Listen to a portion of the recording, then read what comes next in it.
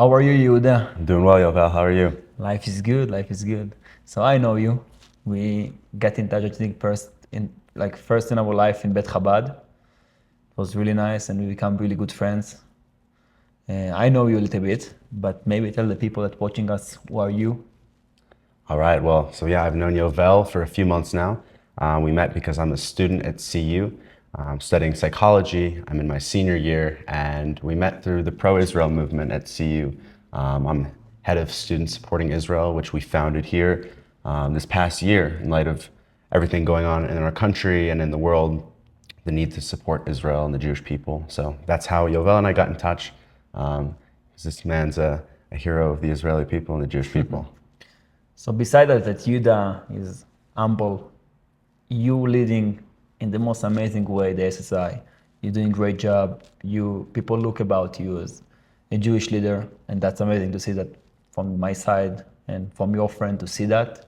For me, it's amazing because you may be 22 years old, 21 years old, and you're doing a great job, and you're a natural leader. Thank you. So you ready? We're gonna start. We're gonna surprise you with 5 different drills. We're gonna dive into that conversation. It's gonna be interesting. Amazing. Let's do it. Let's do it. Just want to say, God, first of all,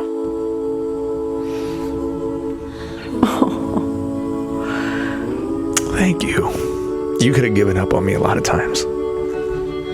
I've made a lot of mistakes. And your grace and your compassion and your love and your belief that I can be better, even when I fuck up, is why we're even here. It's why I wrote a book. It's why the podcast exists. And if you had not been you, the beautiful, strong, badass superhero that I think you are, filled with grace and compassion, I don't think I would have loved myself enough to be willing to sit here right now. I just want to thank you, because you are everything I ever dreamed of and more. You ever feel that kind of love? I have felt that kind of love. I think that's the sort of feminine love that sometimes we as masculine men need in our lives to break us open in new ways and to support us in our endeavors, because men like you and I, we have ambitions and big goals and big dreams. And sometimes you do need that supportive feminine character in your life, whether, it's eventually a partner, a life partner, a wife. At other times, it might be a friend or a mother or a sister to remind you of who you are and show you that you can be vulnerable and you can be open and open your heart for you when you sometimes can't yourself. That's true. You feel that you have someone right now in your life beside your family that you can be vulnerable beside them, next to them? Yeah. For me, the people in my life who I feel I can be most open with are the close men in my life as well, besides my family, which is not the easiest thing to do as a man, but to have strong men around you who are willing to hold that mirror up to you and remind you of who you are is crucial as a man. It's very easy to have your buddies that you watch football with and you go out drinking with and you go party with. But the real men, the men that will influence you and push you, are the ones that are willing to tell you when you're making mistakes, but also at the same time remind you of your strengths and your true character. So for me, the men in my life, the ones who I'm closest with, are able to do that when I can't see me for who I truly am, when thoughts and emotions cloud my own judgment of self. How much you gonna do to get that kind of love from a woman? What do you mean? You want that from a woman? Absolutely. But I think that's something that I know I need to work towards, because it's not something you find overnight. And that type of connection with a woman is something you need to invest in. Just like any other endeavor, it doesn't just come naturally. There is this short-term connection, with a lover or a partner that you may be able to find, but finding a true rock, a true supporter, is something that does build over time, and it sometimes builds through hardship and challenge. And that's important to remember. I think back to, we read this week in the Torah portion, we read Lech Lecha. And the whole idea of Lech Lecha is God tells Abraham to go on a journey and to leave his father's household and go off into the unknown. And we remember, not only did Abraham take this journey on his own, but he did it with his wife, Sarah.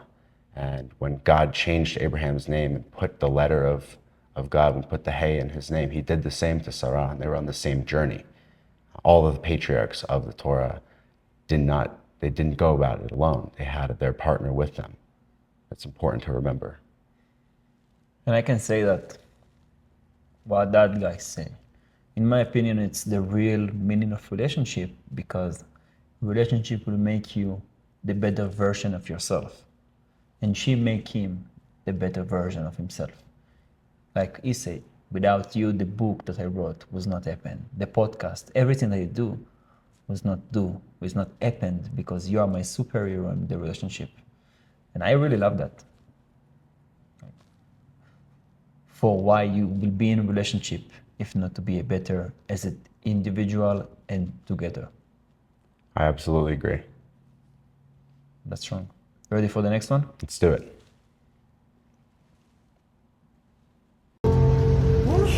You know, there's that saying that says, God gives his toughest battles to his strongest warriors. I don't want to be a warrior anymore. I don't want to go and fight. I'm tired of fighting.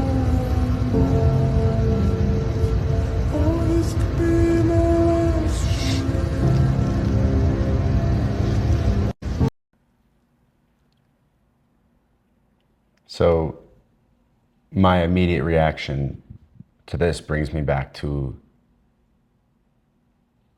a rather challenging point in my life. And I think a lot of men feel this way, but for me, this moment of not wanting to fight was when I moved to Israel when I was 13. And I used to listen to this song, and it's called Hero. And the lyrics go, "Let me go. I don't want to be your hero. I don't want to be a big man. I just want to fight like everyone else." And it's a song of defeat, but it reminds me of a time where I was being called to step up to something greater at a very young age.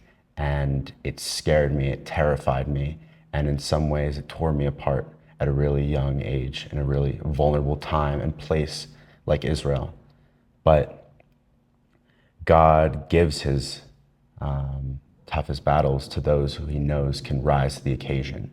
And for me, my biggest wound is my experience living in Israel.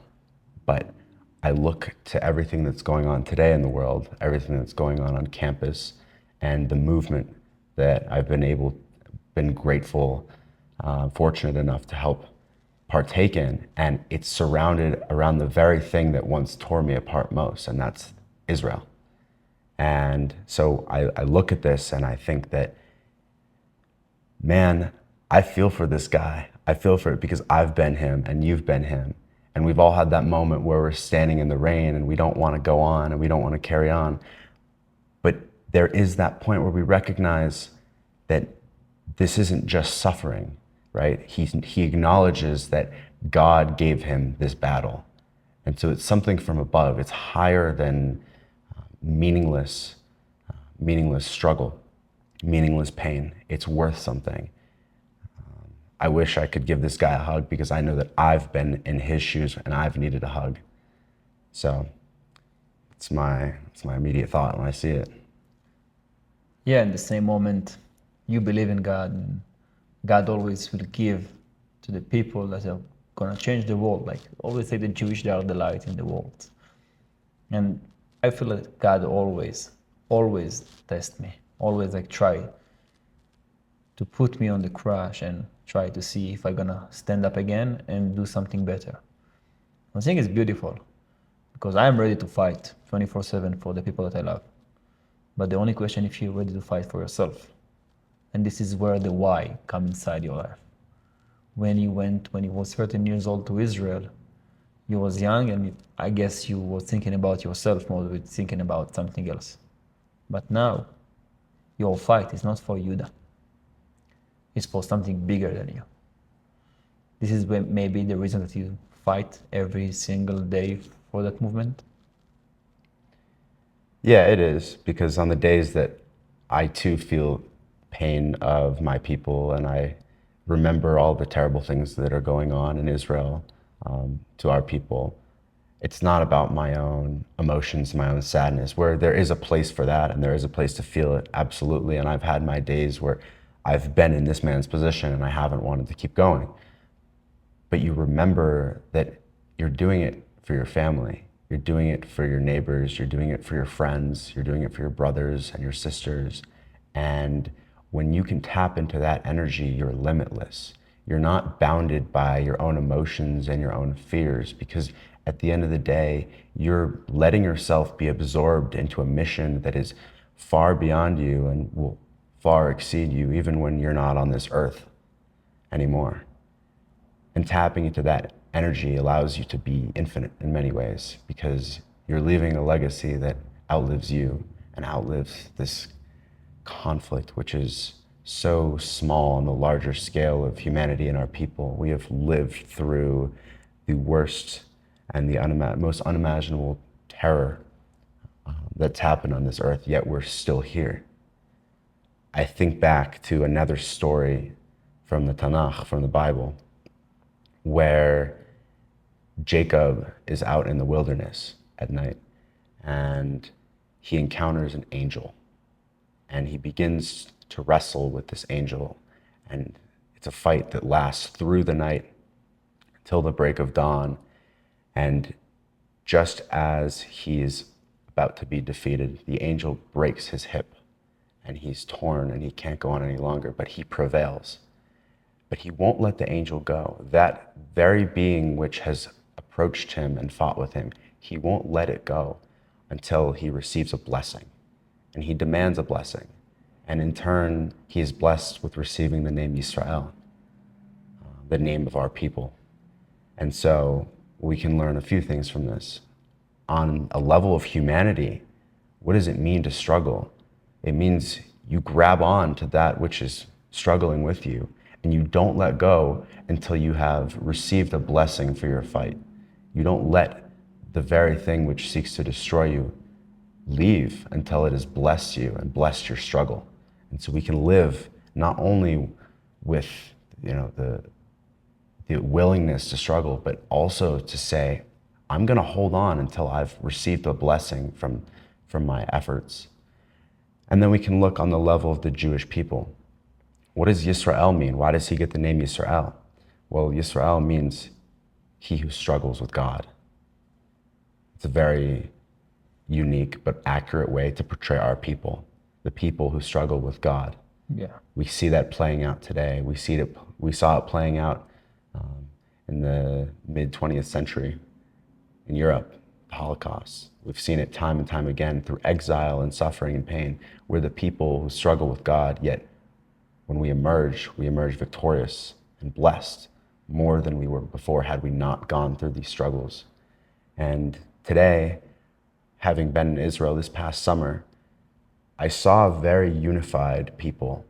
At the end of the day, there's political disagreements and struggles, but everyone there is living with an open heart in a way that they may not have before the war began. And to experience that is the true meaning of being blessed through struggle. Because although we've had many, many losses and more than we could ever imagine, we have emerged with a gift, and that gift is our own ability to create light and to transform light. And that's our ultimate purpose at the end of the day. But in the same moment, I think the people in Israel had enough for fighting. I had enough for fight. All my friends had enough to fight. We're fighting for our living from the beginning of our story. Like my grandfather fought for Israel, my father fought for Israel, I fought for Israel. when the fight gonna over, if it's gonna over. And maybe this is the reason that God always tastes us. God always tries to see if you're willing to fight for the thing that we believe. I wish I could answer that question, but I do feel that with the way that our people have always prevailed, there will be an end to it. I don't know when that will be, and I really wish to God I could explain why it happened and when it'll end. But at the end of the day, all we can do, and I'm sure you know this, is to remind yourself that what you're fighting for is your family, and what you're fighting for is something good and meaningful. Yeah. Even if the process itself is extremely painful, you're doing it for a reason, and it comes back to the idea of remembering your why. It's not for you. Like I always say, we fight from love. They fight from hate. Ready for the next one? Let's do it. If you take two people, one believes in ghosts and one doesn't, you put them both in haunted houses, and in the middle of the night there's a bang. The person who believes in ghosts is now terrified. There's a ghost, they're calling an exorcist, they're panicking in the room, they're hiding. The person who doesn't believe in ghosts goes wind and goes back to sleep. It's the same noise, it's the same scenario, but it's the belief That's powerful. in their mind that terror and ruins their life. Yeah. It's the belief in their mind that turns against them. If believing in the idea of depression is going to take my own power away, then I won't believe in it. I don't want to believe in things that make me weak. I refuse to believe in things that take my power away from me. I'm only going to construct a mental model that allows me to be as powerful as possible. Andrew Tate is a controversial figure, but he does have some good things to say. I don't know if I fully agree with everything he said, though, Now, in that video? in that video. I would say that while I understand his point of the power of your mind and how our beliefs heavily influence our emotions and our experience of reality around us, it is important not to say, well, I don't believe because it's better for me not to, or because it's more of I gain more from closing my mind off to a certain belief. There are sometimes situations I feel like even if it brings up fear in us, we need to face the reality of things. Maybe ghosts isn't the best example. I understand the point he's trying to make. And I think we can all agree that in an extreme case like believing in ghosts, you're probably better off not believing. What do you think? My strong opinion is that you can choose what you believe. And I think there is a power in the mindset. Like I always say, there is the only thing in life that you can control is your attitude about life. You cannot control what will happen tomorrow. You cannot control what will happen more months from now. And for sure, you cannot control the phone call that you can get that someone of your friends died. But you can control in the attitude about life. And I think that is really good example because if you choose to believe in ghosts, if you choose to say, I don't believe in ghosts, it's wind, you can control your attitude about that situation. And now every one of us have demons and you can control and understand, I'm gonna let the demons to destroy me or the same moment I'm gonna fight against that. Like after the war, everyone got some kind of PTSD. And there's people that let that control their life. And if you believe that I'm stronger than the demons, I can figure it out how I can be better. And doesn't mean that people are time with that, I'm sure. And I don't want to go into every situation, but in the same moment, if you decide to fight against the demon, if you will be in 1% better than you was before, you are successful. You did your job right. But if you will not be able to control your attitude about life, if you will not be able to change your mind to a positive mind, if you will not be able to do that, your life will be like awful, because positive mind will always take you to see opportunities, and negative mind will, everything that happens will say, shit, why I'm alive? It absolutely does shape your experience of everything that goes on in your life and goes on around you. I think what may be missing from this situation is the essence of humility. Yeah. For example, for someone who's extremely suffering from PTSD, to say that, well, just switch your mindset, don't choose to believe what you believe. To say that to someone may be sound like a simple fix, when in reality, it's gonna take work and it's gonna take time for them to get into a place where they say, don't believe in ghosts, whatever their ghost is. And I think that takes time. And one thing about social media and videos like this, I will say, is that they're very good at grabbing your attention. But once you get inspired by something like this and by his example of ghosts, you then need to go do the work and take action. How am I going to stop believing in ghosts? Whatever that represents for you today, tomorrow, next week. When I've long lost this video, I think another idea, coming back to humility, is you can have, say if you apply this, this philosophy, you can have the belief that you're the best and that you're a winner. And that's great. And you can change your whole mind and the frame through which you see everything to fit that belief. But sometimes you need to let in contradictory information. And if the people around you are not reflecting that winner quality in you, and they say, hey, you're kind of stepping on people and you're bulldozing through others to get your way and to become your winner, then you need to look at that. And yeah, it may contradict momentarily the idea of I am a winner, because a winner doesn't trample over people, but a winner does take a step back and look at how he affects the world around him. So humility is very important, and being able to have a flexible mind, not just stuck in this idea of fear, but also not stuck on the opposite end of arrogance and I know what I believe and I know everything. Being able to move back and forth and sometimes not know, because not knowing is where we can open and where we can expand and learn. Just take me forward, like another point of view is like to believe in yourself. Like, it's the most strongest thing in the world. And people that don't believe themselves, no one can help them, because you can only to create your own success. You need to work for yourself. Not only can no one help you if you don't believe in yourself, but you can't help others. Think back to the classic example of when you get on an airplane. They tell you, in the case of an emergency, put your own oxygen mask on before assisting others. So if you have not done the work to quote unquote, put your own oxygen mask on, to believe in yourself, to work for your own fundamental confidence and safety and security, then you can't offer to others that same quality. You can't give what you don't have. So building it up in yourself, while it's important to recognize others and do so in an empathetic, compassionate way, you must first do the work before you can fully give to others. Man, that's strong position. I love that. You ready for the next one? Let's do it. A lot of people say you need to be equal partners and all this other bullshit, but statistics show that doesn't work. She needs to look at you like a superhero. And it's not that you're saving her. A lot of people try to twist this, like there's something wrong with her and you have some God complex or something like that. No.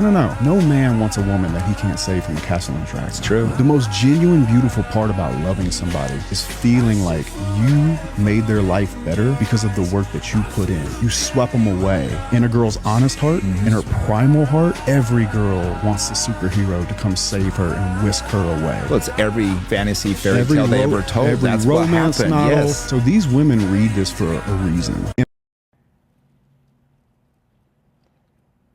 So this brings me back to an issue that comes up in today's world, where we see a mass attempt to redefine what masculine and feminine is. And this polarity between masculine and feminine, which a lot of people don't agree with and reject today, I believe it's very important in any relationship and in the world.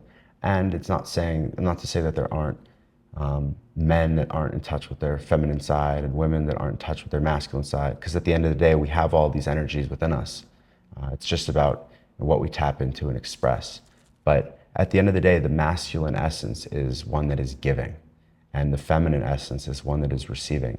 And it is this energy, both romantic, both sexual, and in many other ways, that makes the masculine and feminine bond so strong, the yin and the yang. So we can't maybe say women want a superhero, because not every woman wants a superhero, not every man is a superhero. That's unrealistic. But these are archetypes that are playing out through the collective subconscious of humankind, and have been playing out through all of the stories that we read, all of the stories that we hear and teach, going back throughout the history of humanity. It's that of a man who is loving and strong and kind and able to provide, and a woman who is willing to readily, receive that love and in turn give her own feminine essence. It's a bond that can't be broken, because it is true. Opposites do attract, and you do need that polarity in these kinds of relationships. So it's what sticks out to me. Yeah. No, you're right. But in the same moment, I say, I value men and I value women when they need to connect. She wants that he will be her superior, and he wants to feel full respect, and she will be his superior too. Like there was the video before, the first video. She makes him better man. Like you see all the romance, you saw all the novels in the world. They always show how the man can be the superhero, but the basic needs of men is to provide and protect the family. In my opinion, as a masculine man, you can provide and protect, and you can be the superior of the family. Like your father did in your family, my father did in my family. They are the superior of the family. They did everything that they ever need for the family. And in my opinion, this is what's really women's need in the world. In the same moment, this is what destroyed the relationship today, because 50%, more than 50% of the couples in USA got divorced. And that's crazy. That's crazy because the woman wants to be individuals and wants to be independent, and they don't want to be use or whatever help of a man. And I'm the opposite. I say, I'm as a man, I want to use a woman help. I want to use my girl will be my superior. I want that she will push me to be better. And the same moment, I will do everything for her. I will push her to be a better man, a better person. And we will push each other to be better as a couple. Absolutely, it goes both ways. Yeah. Right? It's a give and a take. It's a pull of these energies in the relationship. People today talk about the idea of toxic masculinity, and that's not to be confused with the man who can be a superhero, because a man who is fragile in his masculinity is no hero, and a man who is secure in his essence and is able to allow a woman to make him a better person, allow her to come into his life and not only be there for him, but also allow her to open his heart and be a better man. That is the true superhero of a man, because he's allowing himself to let down his guard and be true to himself, but also true to her. And the same moment, I think this is what is wrong in the world. People think that masculine is like toxic, is bad. And the opposite, it's good. Like people think that me, maybe you, were toxic masculine. There was one time that girl told me that I'm violent. Why? Because I compete in Brazilian Jiu-Jitsu. Like, because I compete in Brazilian Jiu-Jitsu, it means that I'm violent. The opposite. When you learn martial arts, you learn the meaning of that. You will never use that. And the same moment, when people look about that outside, they think that you are violence. What I like, it comes to mind, is a quote from Jordan Peterson, where he says that a man must be a monster, a monster that has the ability to control himself. And I think that's what's commonly misunderstood today, is this idea of a man being a monster is stemming from a place of yeah, maybe what we call toxic masculinity. But it's having the capacity to be fierce and be strong, but taking responsibility and owning his strengths, owning his weaknesses. That's that element of control where he can harness that masculine energy and transform it and transmute it into positive outlets and control himself and express himself responsibly. Because a man who can't do that isn't a true man. He's not a superior man. Yeah. In the same moment, he say, Jordan Peterson, that a man need to be able to use violence only when you need it.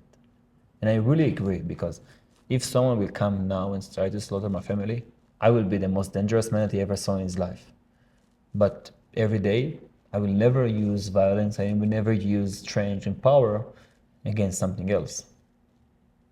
And we live in a very comfortable world. We forget that at the end of the day, we have our government and we have what we see as our stable security measures. We have a house with a lock on our door, and we're very fortunate to have that. But you know this, and you've seen war. You know that this world can be a dangerous place. And as a man, you have to have the ability to defend yourself, to defend the people you love.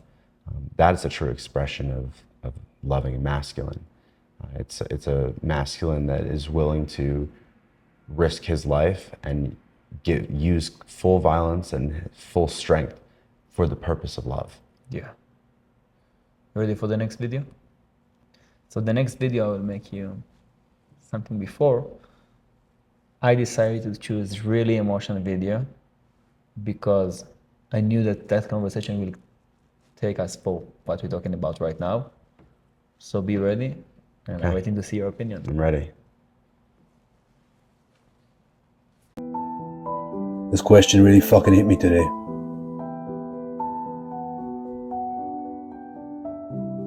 It goes, if you're in a coma today, who would be the person sitting next to your bed until you wake up?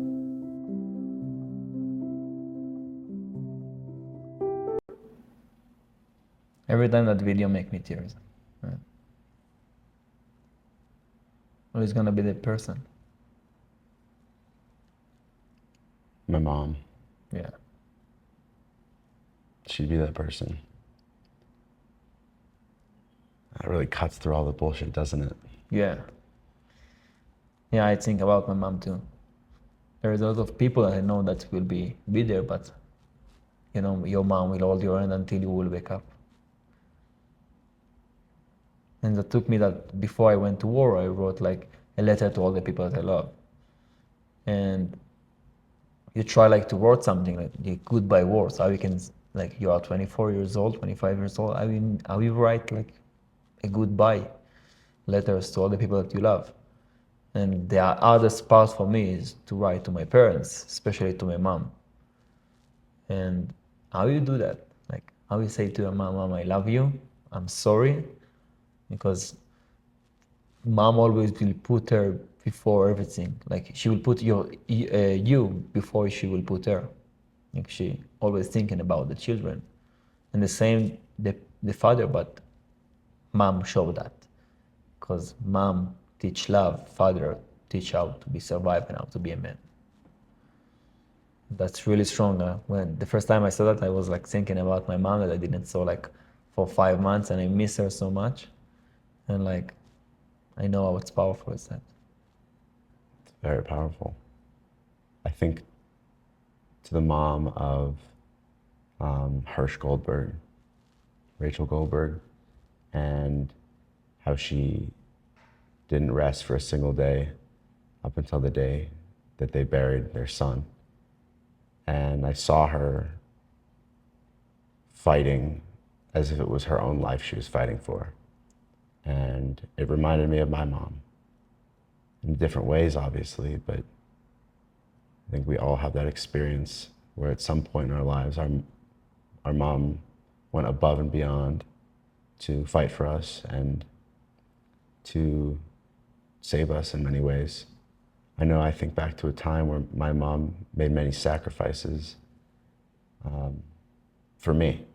And sometimes made decisions that were the hardest decisions she's ever had to make, especially living in Israel, having to move our family back after 3 years because she saw that I was suffering.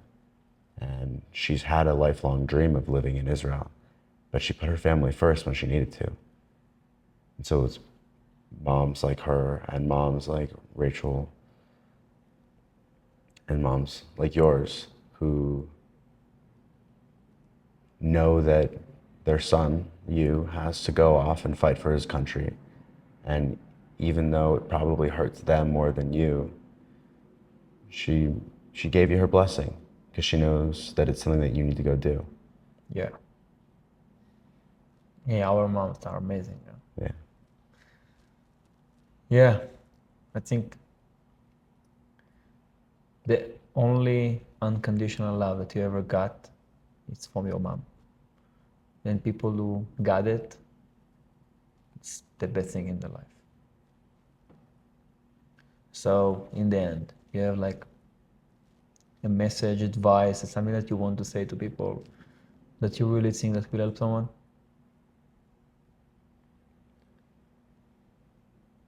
There's a lot of great messages we touched on today. But I think the one thing that stands out from our conversation today is the idea that we as humans are not free from struggle and from challenge. It's a reality that some of us don't face as much as others, but in some degree, everyone will face challenge. Everyone's going to face loss and grief and pain. At the end of the day, we're all going to be buried in the same earth. We all bleed the same. And so we must remember that in the small amount of time that we do have on this earth, what can we do? We must ask ourselves, what can we do to, in some ways, transcend and become immortal? So that all we're looking for, all we strive for is life. Everything we do is for the purpose of survival and to stay alive.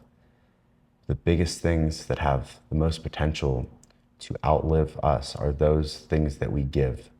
Because when we give something, when we give a gift, when we create, we are in the closest state to whatever you want to call God or the universe, because the universe and God is all giving.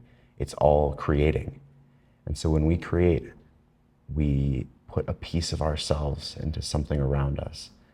And whatever that is, whether it's a business, a nonprofit, a painting, a letter, any way that you want to create, when you create, you build something and you give something that outlives you. And so everyone's looking for ways to take and to take and to receive, because that's human nature. And you shouldn't be ashamed or upset, but understand that the way that we outlive our humanity and our ego and this view of self that is so limiting and constrained to our physical bodies is by creating and giving and creating a legacy of something that is beyond us and benefits others. And that's the most powerful thing we can do. And I think we talked about struggling with God and all these different topics of war and masculinity, femininity, and creation is at the source of it. So Never give up, and let's make the world a little bit better.